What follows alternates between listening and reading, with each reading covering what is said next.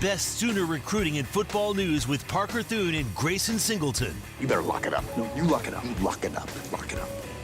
Hit the guys up on the Riverwind Casino call-in line at 405-329-9000. Or text the show on the Knippelmeyer Chevrolet text line at 405-651-3439. Do it! Just do it! Now, with Locked In, here's Parker Thune and Grayson Singleton. I tell you what, Grayson,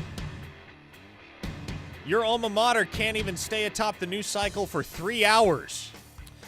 Apparently. Nope. I guess not.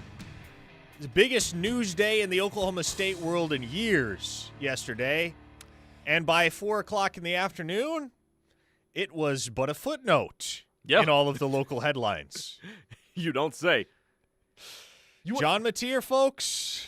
I mean, if you don't know, now you know. If you've been living under a rock for the last 24 hours, John MATEER is undergoing thumb surgery later today under the watchful eye and knife of Dr. Stephen Shin, who is allegedly the premier hand specialist in the country. The surgery is being performed in Los Angeles. Evidently, the Sooners spared no expense in making sure that their star quarterback is healthy as soon as possible and fully recovered as soon as possible. I mean, when you have such a valuable commodity as the Sooners have with John MATEER, you're going to pay some higher premiums to make sure that that commodity is able to perform like you need it to. Here's what got me thinking. When was the last time an Oklahoma starting quarterback was injured? And I feel that you have to take Dillon Gabriel's concussion in 2022 out of the picture. Yes, he missed a game with the concussion, but I'm not trying to say a concussion isn't an injury, but you get what I'm saying. Like, when was the last time something bone, ligament, tendon related prevented an Oklahoma quarterback from seeing time? Do you have to go all the way back to Sam Bradford? You would have to go back to Sam Bradford, yes. Because, offhand, I don't think at any point Landry Jones missed time due to injury. Correct me if I'm wrong here, folks. I don't think Landry Jones missed any games due to injury in his time as the starter. Obviously, Baker, Kyler, Jalen Hurts, Spencer Rattler, Caleb Williams, none of those guys ever incurred any significant injuries. So, with the exception of Dillon Gabriel missing the Texas game with a concussion in 2022, when was the last time an Oklahoma starting quarterback missed multiple games due to an injury? A texter in the 318, where is that? Oh, it's Louisiana. Said Trevor Knight with his shoulder. Did Trevor Knight hurt his shoulder at some point? I don't know. Those were a couple of forgettable years. I was about to say, those years football just kind of run together. That may be the truth. There was I forget why on earth Cody Thomas was starting at quarterback for Oklahoma at some point in the 2020 or 2014 season, because he was the starting quarterback for Samaje Perine's 427 game. If that was injury related, then Papi Chulo said Baker missed a start because Kansas got hurt in their nethers. And yes, obviously the concussion in 2022 wasn't the only time that Dillon Gabriel missed time. He did miss the second half of the BYU game, but we're talking about a quarterback missing a game or multiple games entirely.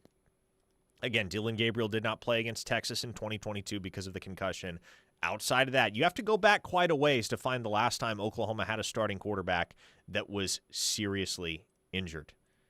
And so this is territory that has not often been charted by Oklahoma in the 21st century.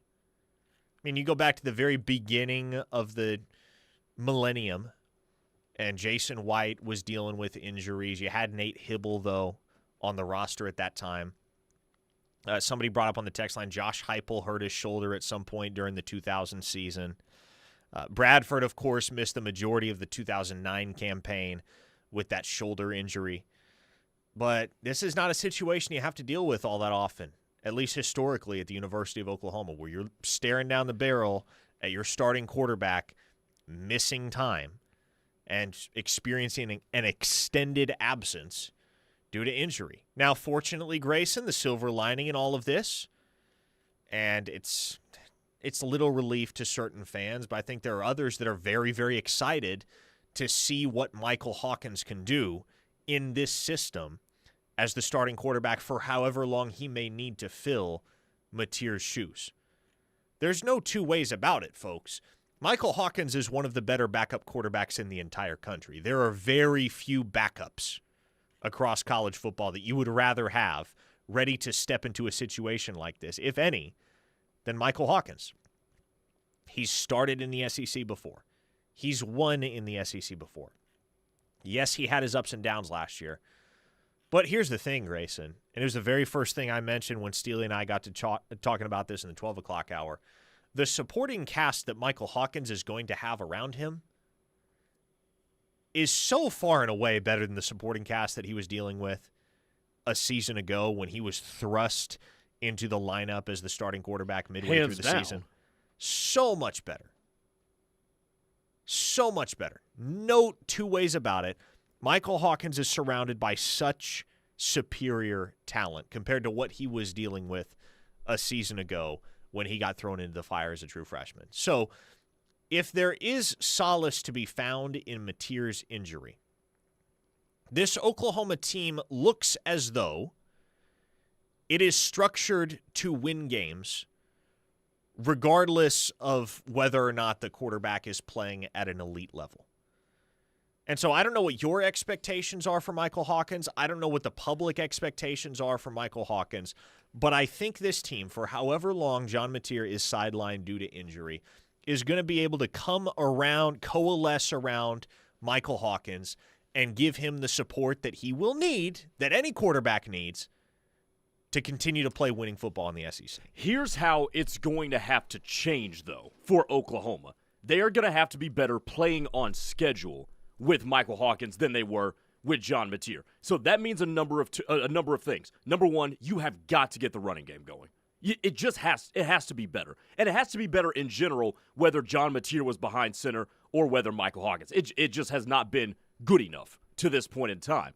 But the difference between Michael Hawkins and John Mateer is that John Mateer is so sturdily built that he is able to survive hits from defensive ends and linebackers and make plays. How many sacks has he gotten himself out of where the only thing we could chalk that up to was, yeah, he's just so hard to tackle when he's moving. Michael Hawkins is not built like that. So the ball's going to have to continue to come out quicker. You're going to have to remain multidimensional in that just because Hawkins is not able to make those Herculean-type plays that John Mateer was able to make just because of how he was built. Michael Hawkins is capable as a thrower of the football. He's got a strong arm. He's accurate. He can move around, and he's mobile. But there are the Superman-type things that John Mateer can do that I don't think he can. And you couple that with the fact that Oklahoma so far has been overly reliant upon the incredible of John Mateer.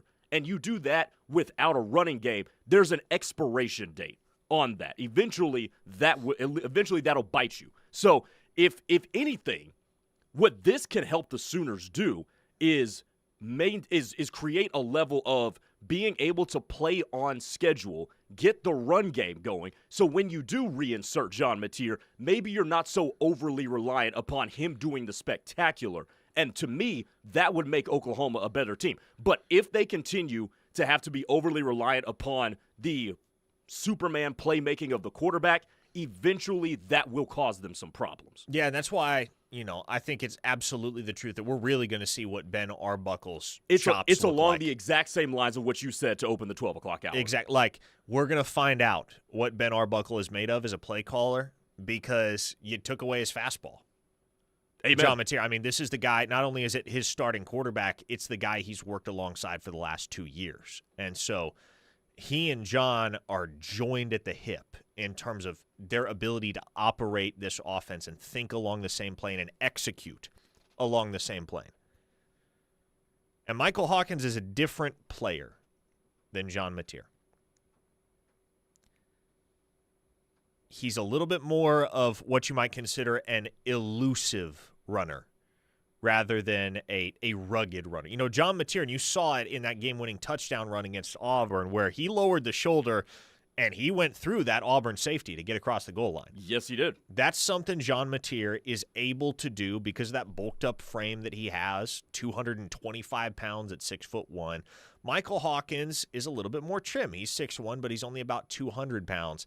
He is one of the fastest and most elusive players on Oklahoma's roster. And so his game is going to be making guys miss in the open field. But he's not going to run between the tackles with the same frequency that John MATEER is going to run. And so when you look at the game plan that Oklahoma deployed, most specifically against Michigan, but really when you look at what they've done offensively in both of their P5 games to this point, or P4 games, Michigan and Auburn, it's obviously been a lot of John MATEER throwing the ball, but it's also been a lot of John MATEER designed runs between the tackles. And you're not going to be as want to do that. Exactly. When you have Michael Hawkins at the controls. And so whereas the game plan against Michigan and Auburn in many ways was John MATEER, do your thing. Well, you now have a guy playing quarterback that isn't suited to all of the same things that John MATEER has done to help get you past Michigan and help get you past Auburn. And so you're absolutely right. Oklahoma's going to have to operate on schedule. The traditional running game is going to have to improve. We're going to have to see some sign of life from the Oklahoma backfield outside of Torrey Blaylock, who's been good when the holes have been there for the most part. But Torrey Blaylock is a true freshman. I mean, you got to have some sort of threat in the ground game beyond Torrey Blaylock. I don't know that you can put all of that on a true freshman to be able to shoulder the load throughout SEC play, and it's particularly going up against a Texas team that does have a strong defense of their own. Javonte Barnes has to kick it into another gear as a runner. Xavier Robinson has to come alive, or it finally has to click for Jaden Ott. One of those things has to happen. But as far as Michael Hawkins, the passer, I'm not that concerned, Grayson.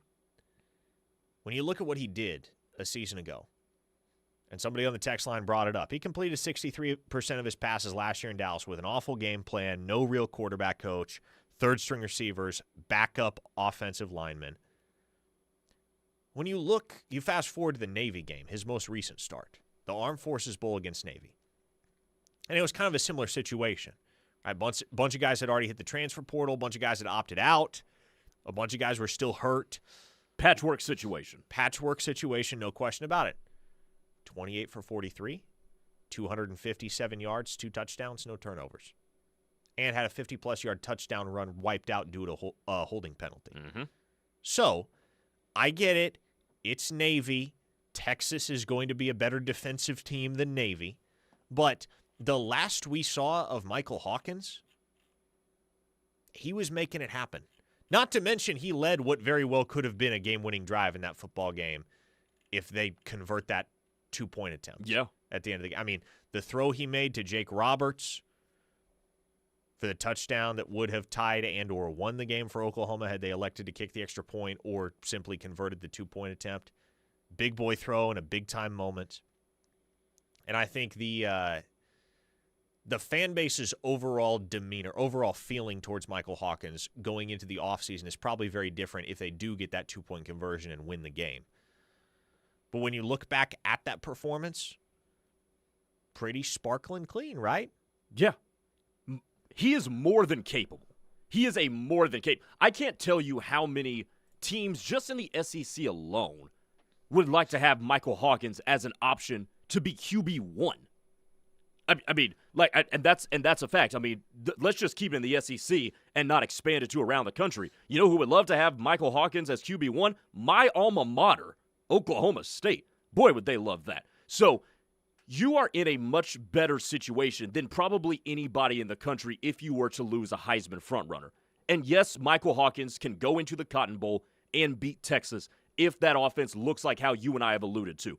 If I'm Texas in this situation, you know what you want this game to come down to? Hey, Michael Hawkins, go do what John MATEER has done to salt away games against Michigan and Auburn, and dare him to do that.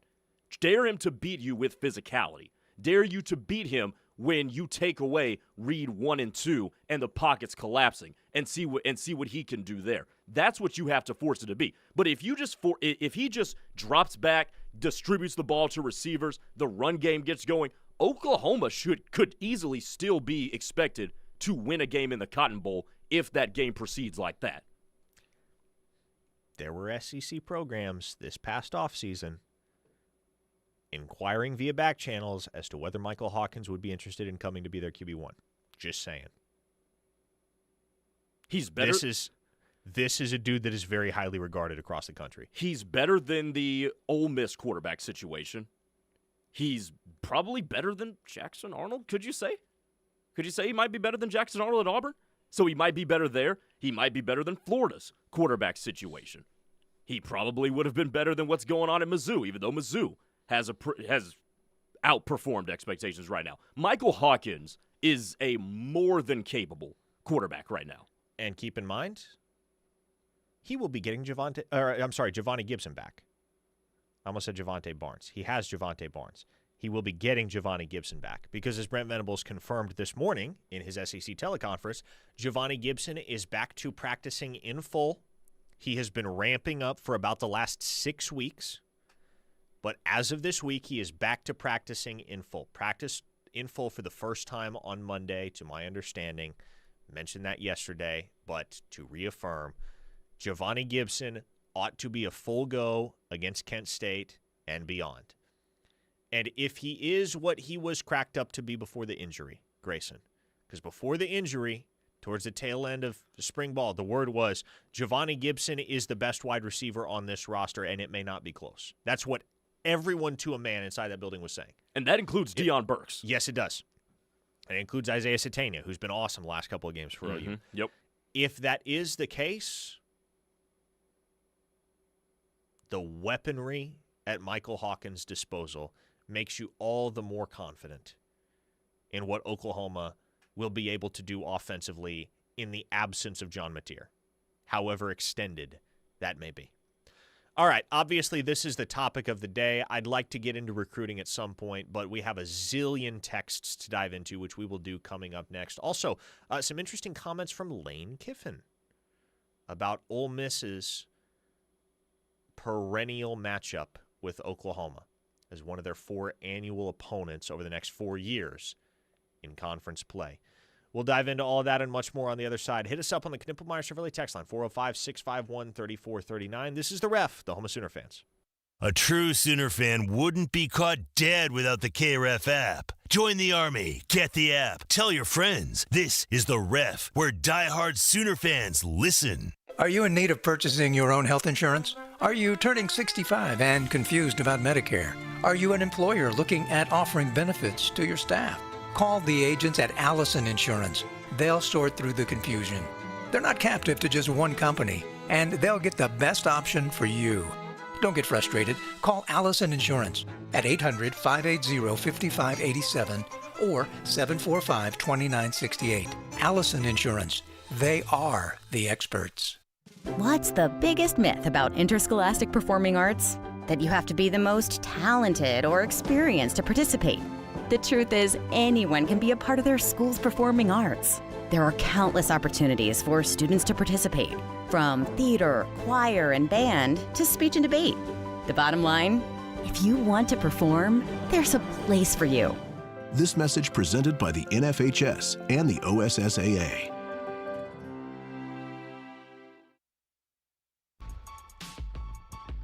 Winning in business means having the right teammate. Stride Bank's commercial banking experts are here with treasury management, lending, and cash flow solutions designed to help your business score big.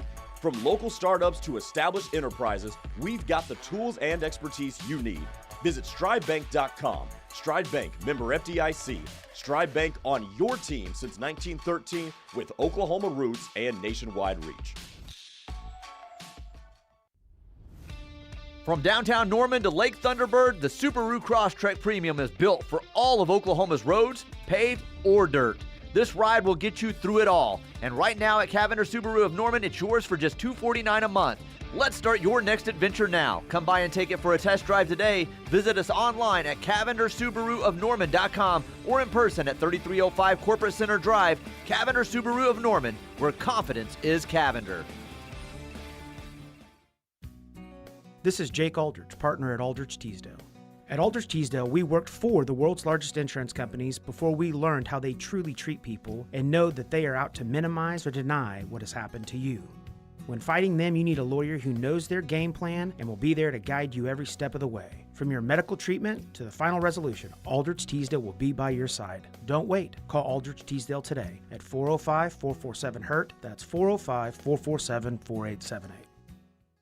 Hey, it's Teddy Lehman here. Catch myself and Tyler McComas here on The Ref every weekday afternoon from 3 to 6 on The Rush. No one covers Sooner football like we do, and there's no better way to make sure you never miss a show than by listening in on the KREF app. We might even mention where you're listening from on the Ref Army Locator. If you don't have the app, you can take the home of Sooner fans anywhere you may roam on an iPhone or Android. Just search KREF in your app store to download the app and take the Ref with you everywhere. Summer just got better with Heyday Entertainment. Join us for bowling, mini golf, laser tag, and so much more. And check out Hey Pickle Pickle, our brand new pickleball facility. Learn more at heydayfun.com. Heyday, where you choose your fun. Come on down to River Bottom Nursery at one of their 2 locations in OKC. Now under new ownership, River Bottom serves both the commercial industry as well as the gardener and homeowner at both their plant and tree nursery locations. River Bottom Nursery has everything you need to make your yard paradise. Call them today, 405-735-3636, or swing by one of their 2 locations. RiverbottomNursery.com, Oklahoma City's premier tree and plant nursery.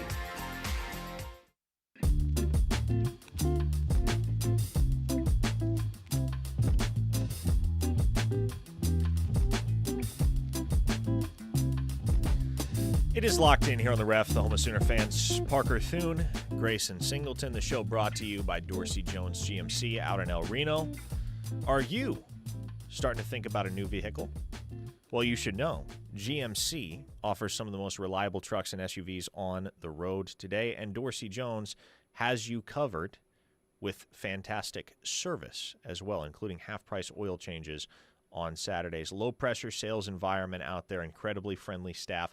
Dorsey Jones in El Reno has it all.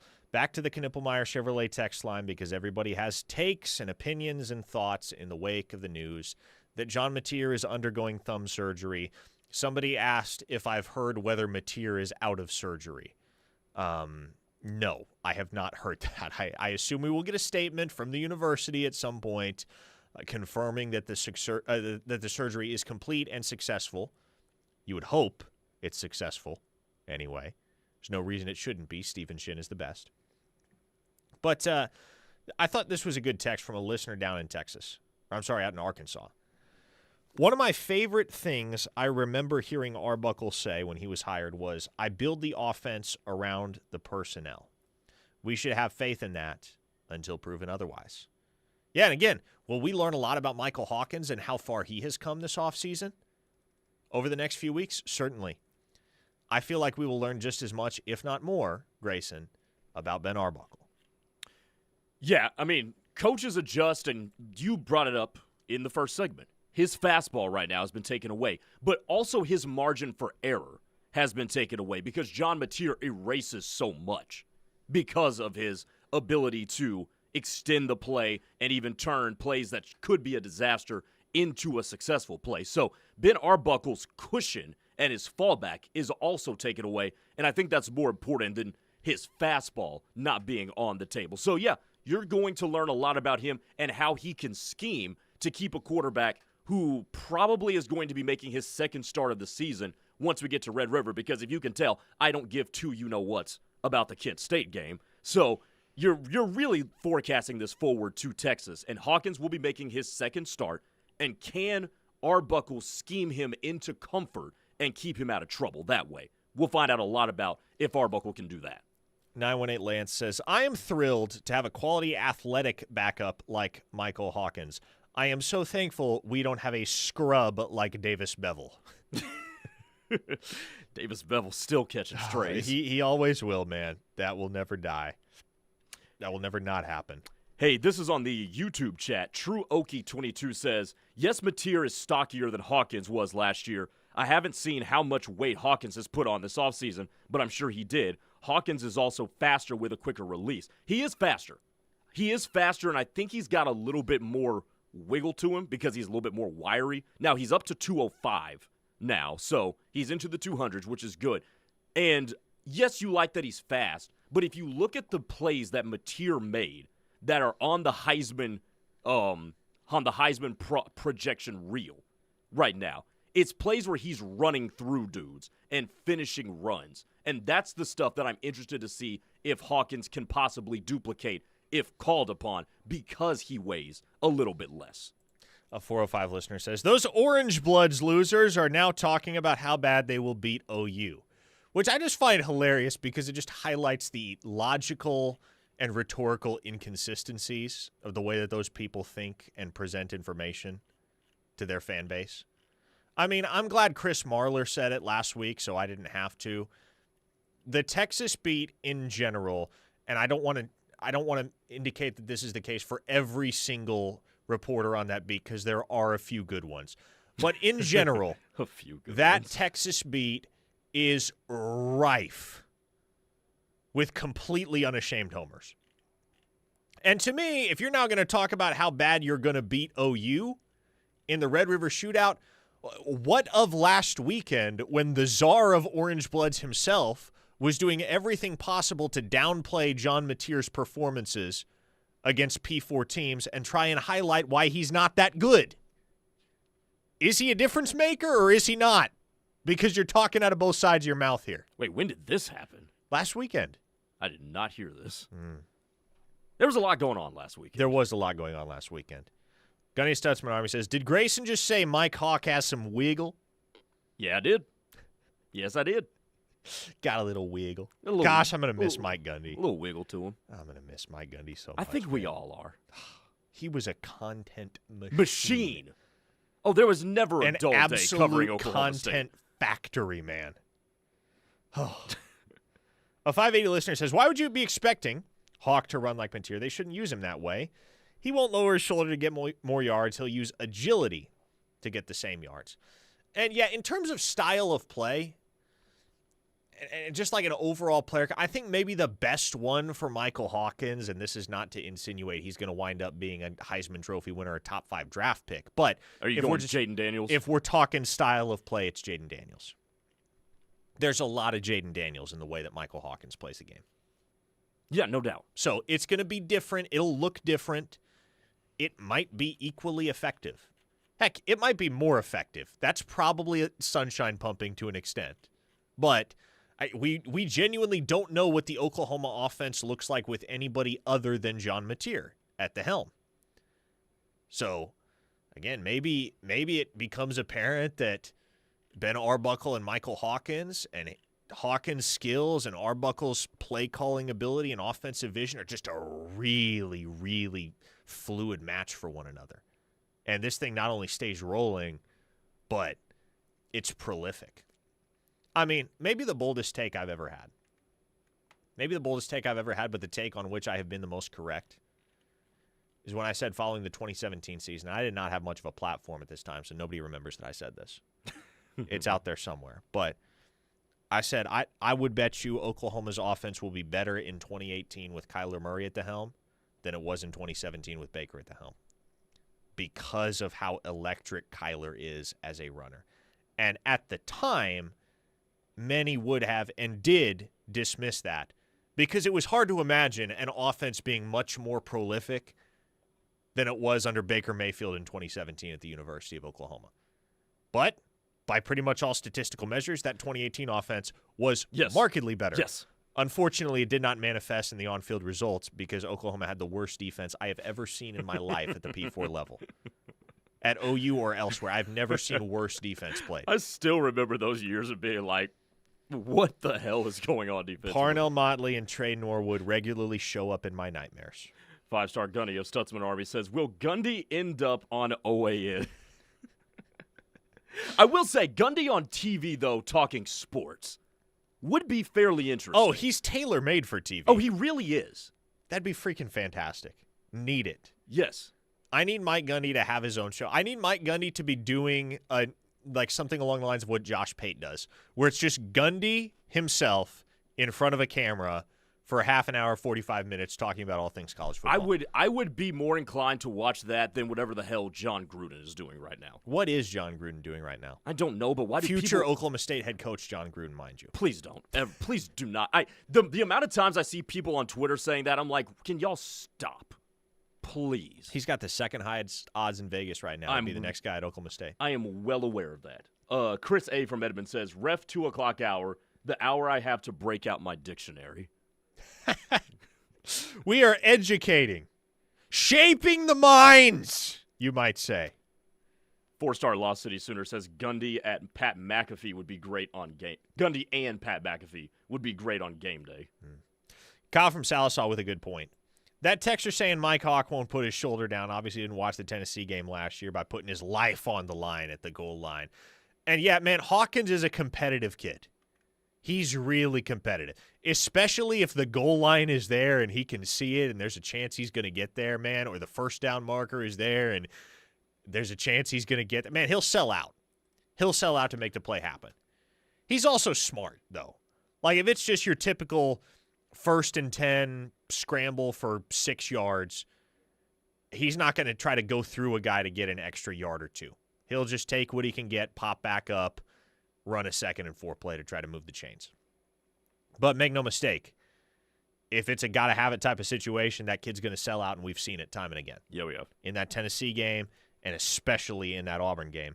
Flizzle says, I was in panic mode when I heard about MATEER, but then I was reminded about Hawkins, and now I have more motivation to destroy the Schlonghorns.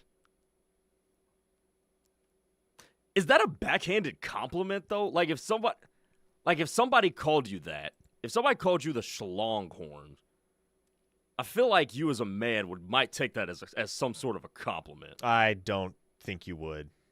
Well, it depends. Does it? Yeah, kind of. Mark and Marla says, when you said shaping the minds, I almost threw up in my mouth. Stop, never again. We're glad you're here, Mark. We're glad you're listening. Jim in Arlington says, Parker, how bad would the optics be if a backup Oklahoma quarterback beat Arch this year? The meltdown on the Texas side would be glorious. They'd be irreparable.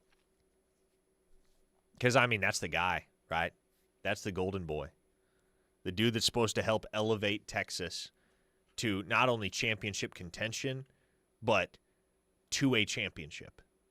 I mean, that's what all the talk has been. Is Arch Manning's at the helm. Arch Manning is so far and away more talented than Quinn Ewers was. This Texas team can win a championship. If they lose to Michael Hawkins. Hey, we've got a super chat on the YouTube. Let's hit it. Donovan Millican, or Millican, I hope I pronounced that right. Since y'all have joined the SEC, what are the 3 fan bases in the conference y'all can't stand and the 3 that you like? 3 fan bases that I can't stand and 3 that I like. Okay. And this is SEC specific, to be clear. Yes. I cannot stand Missouri fans. This is well documented. Yeah, we can agree on that. Mm-hmm. I cannot stand LSU fans. You and I differ on that. Really? Yes. I find LSU fans entertaining. Actually, you know what? I take it back. If I'm composing a top 3, LSU is just off the podium. For me, it's Missouri, Texas, Texas A&M. Probably in that order. I'm not going to lie. You and I have the same 3. Really? You and I have the exact same 3. Yeah, makes sense. The 3 I like the most, man, I really like Auburn fans. I know that's not a popular take right now, but I went to the Plains last year. I interacted with Auburn fans in real life, not from behind a phone screen. I like Auburn fans. I have no issue with Auburn fans. They're cool people. No beef. No beef whatsoever. My number 1 would be Tennessee fans. I liked the Tennessee fans. I enjoyed the Tennessee fans when they came over here. I've told you about a couple of my interactions. I will not re-articulate that, but they were very pleasant. I feel like I would feel very differently about Tennessee fans if I were one of those folks that could not stand Rocky Top, the song. Which I can't stand Rocky Top. I actually really don't mind it. I don't.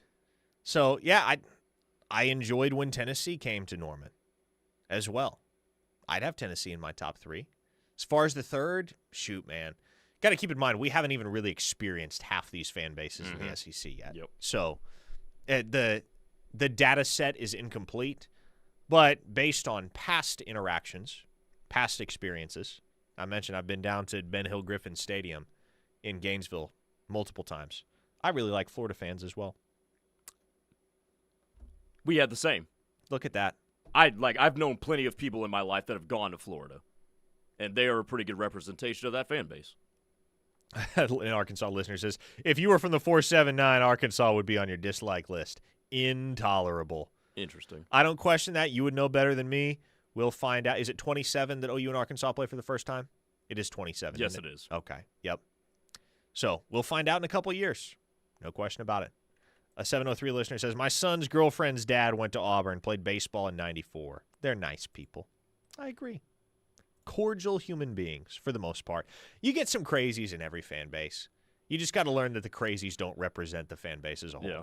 Dan in Madison, Mississippi said, you can see the difference between Grayson and Parker's minds. I agree with Grayson. Some men might take that as a compliment. Jeff from OKC, you're not the only one who has texted something along these lines, Jeff. Am I just getting missed, or do I need to put out better content? Jeff, if you could see the amount of texts that are pouring in right now on the Knippelmeyer Chevrolet text line, you would understand our plight. I mean, we have received hundreds and hundreds of texts in the 35 minutes that we've been on air. So it is nothing personal. Apologies if we don't get to your text. It's like playing whack-a-mole right now, right? No, you hit really. one text, 3 more pop up.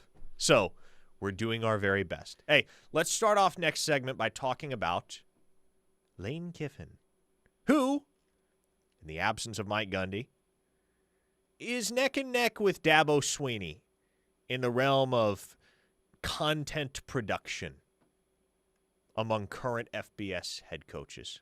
Lane Kiffin is a content machine. And he had some comments that made the rounds on social media earlier today about the upcoming series between OU and Ole Miss. We'll dive into those comments and hear your thoughts on them coming up next here on The Ref, the home of Sooner fans. The Ref Radio Sports Network is powered statewide by the insurance adjusters at Brown O'Haver. Fire, wind, theft, or tornado, we can help. Call 405-735-5510. Don't miss out on OKC's hottest entertainment at the Showplace Theater with acts like Bret Michaels, September 27th. Collective Soul, October 17th. And the Oak Ridge Boys, November 28th. Riverwind is OKC's favorite casino experience.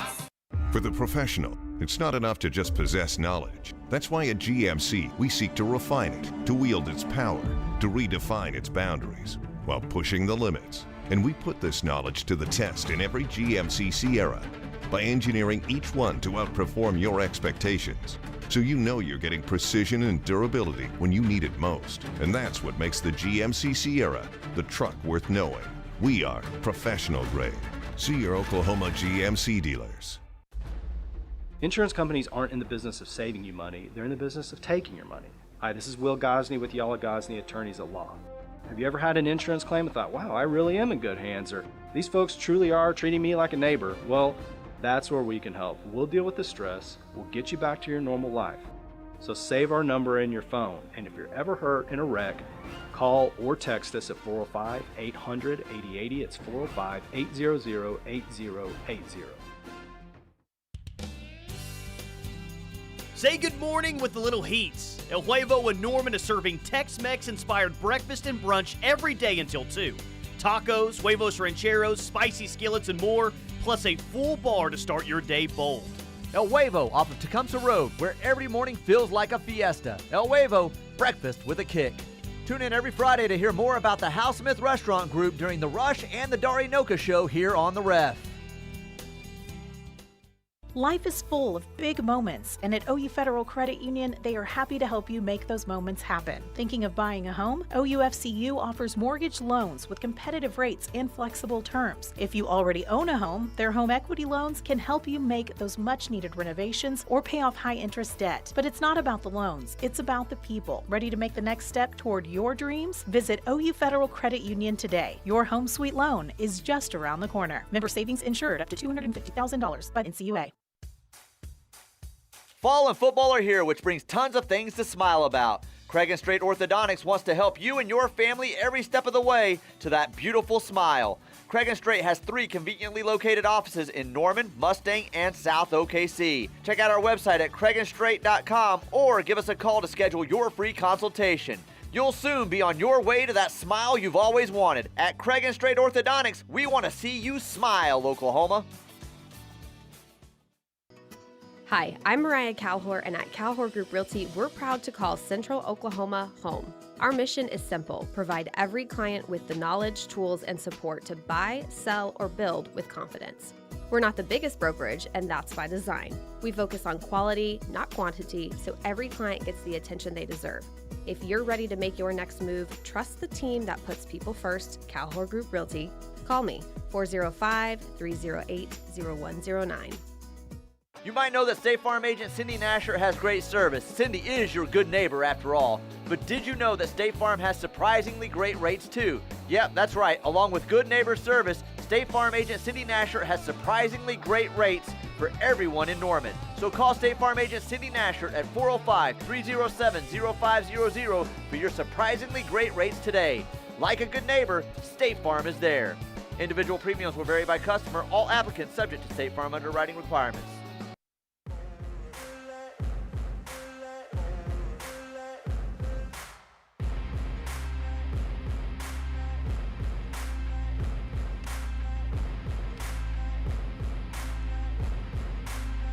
On the Knippelmeyer Chevrolet text line, CJ Sooner in Florida says, I thought this was a recruiting show.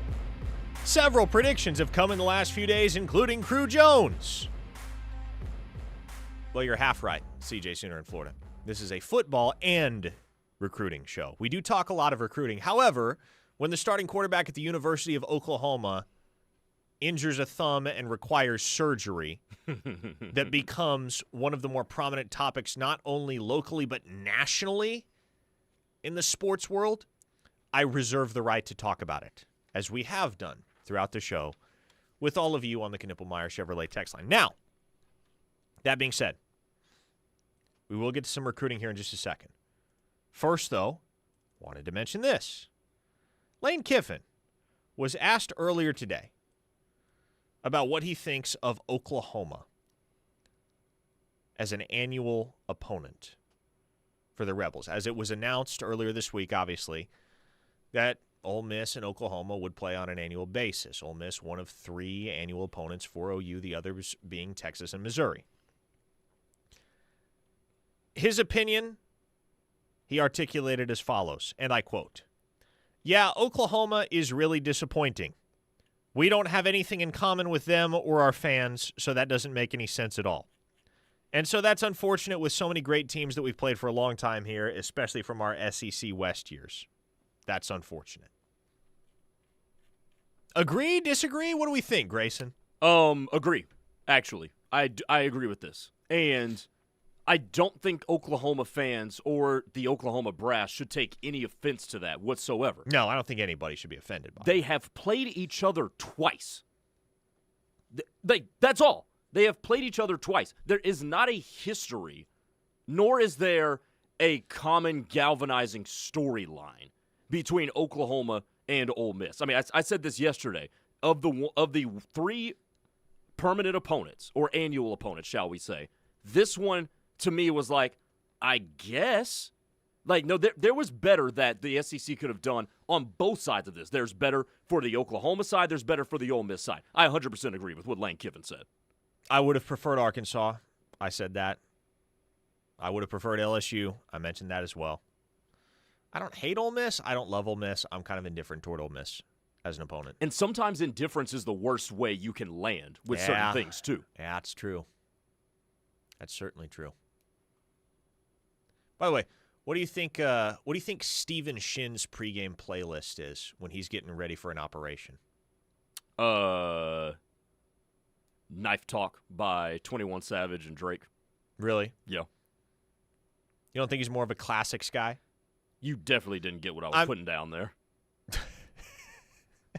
I mean, no. Obviously, yes. Oh man, how old is Steven Shin? Based on his photos, I'm gonna say like the early 50s. It's probably not that song. So he probably grew up on 80s music. What was the hype song of the 80s? I don't know. Thunderstruck? Was it Thunderstruck? If my surgeon was listening to Thunderstruck before I went under the knife, I would wonder if he was too jacked up. You just imagine Steven Shin getting those instruments ready, beats on, Thunderstruck is blaring. When I had my foot surgery, if my surgeon had come in there and was too hyped up, I'd be like, all right, homie, chill out here before I have some complications with this one. Lost City Sooner said, Kickstart My Heart by Motley Crue. 405 listener said, I work in ortho surgery. They all listen to metal. Boy, Metallica was the thing in the 80s. A texture of the 308. A texture of 308 says, I hope it's not Ain't No Love in Oklahoma. Oh, Steven Shin bumping Enter Sandman, perhaps? I guess I was 1991. Close enough. Thunderstruck also was in the 90s. We have been informed by a texter in the Was 580. it really? Was Thunderstruck in the 90s? Dang. Danger Zone, says a texter in the 918. Man.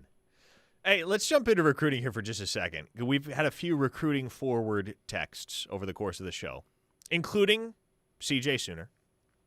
To answer your question about the recent predictions, including the prediction for 4-star edge rusher Crew Jones out of Utah, yeah, there have been predictions from Steve Wiltfong, Director of Recruiting at Rivals, for OU to land Crew Jones, Jackson Roper, and Caden Penny in the 2027 class. OU's in really good position with all three of those guys. Now, I don't believe anything is imminent in those recruitments. So, is the prediction from Steve justified in the sense that OU does lead for each of those prospects?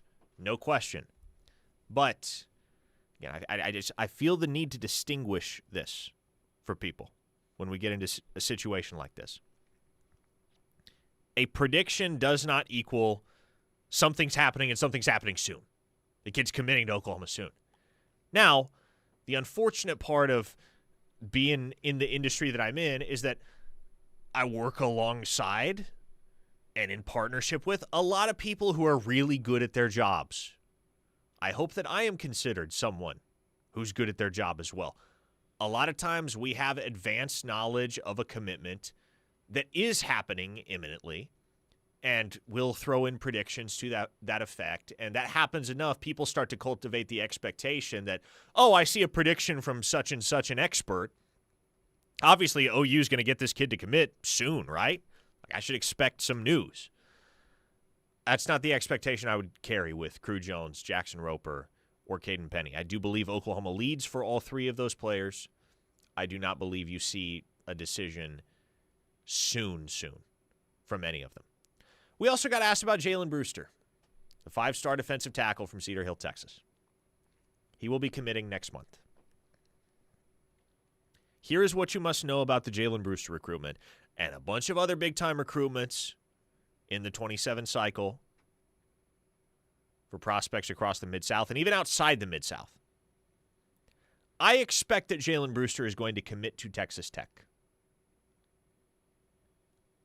I do not interpret that as a sign that Jalen Brewster is going to sign with Texas Tech, any more than I interpret Cooper Hackett's commitment to Texas Tech as an indication that he will sign with Tech. There are many elite football players in the 2027 cycle that are getting insane money thrown at them. We know the game Texas Tech is playing. And hey, more power to them. Smoke them if you got them, and that's what they're doing out there. But here's the problem with that. And here's a problem that Texas Tech will have to deal with throughout the remainder of the cycle. Once you put your offer down,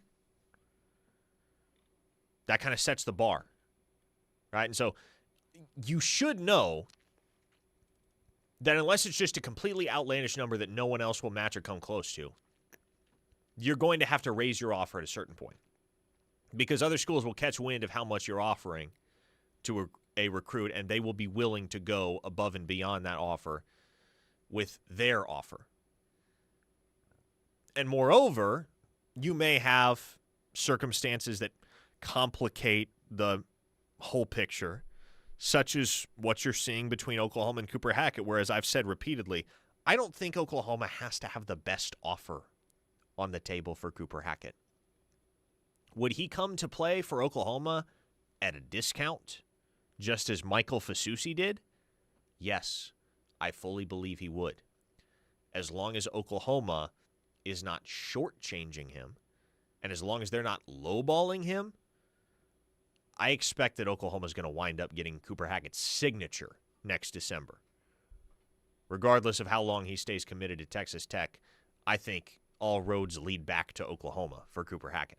Yeah, and to go back to your point that Oklahoma doesn't have to be the highest bidder for Cooper Hackett, because of how good Oklahoma's staff has been relationally, if you can marry that with on-field success, say Oklahoma makes the playoff, goes 9-3 or 10-2, something in that range, I don't think you'll have to have the top, offer in terms of monetarily than everybody. I think you'll be able to close the deal if you have success married with relationships. So winning will give you the opportunity to not have to outbid everybody, but say, hey, you like us? Okay, cool. We can win here. Come on. A 405 listener says, got to think Oklahoma State firing Gundy helps OU with Titus Hawk, right? Titus Hawk, 4-star tight end from Choctaw. He's an Oklahoma State legacy, but Oklahoma State really isn't the school that I've been worried about with Titus Hawk. I mean, he's Notre Dame is a school that's very prominently involved in his recruitment. There are other elite brands across the country that are recruiting him. So I think that one's a long way from over. And as I understand it, he would like to play two sports, football and baseball. And so who will give him the opportunity to play both of those sports? We shall see. Do you think Oklahoma would give him that opportunity? I think they would. Okay.